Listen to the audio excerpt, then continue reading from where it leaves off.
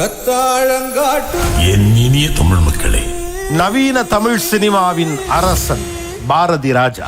உலக இயக்குனர்கள் வரிசையில் தமிழ்நாடு பெருமையுடன் சொல்லும் பெயர் பாரதி ராஜா.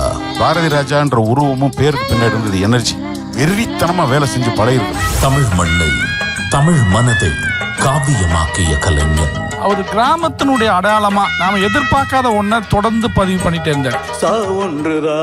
நவீன தமிழ் சினிமா இவரிடமிருந்து தொடங்குகிறது.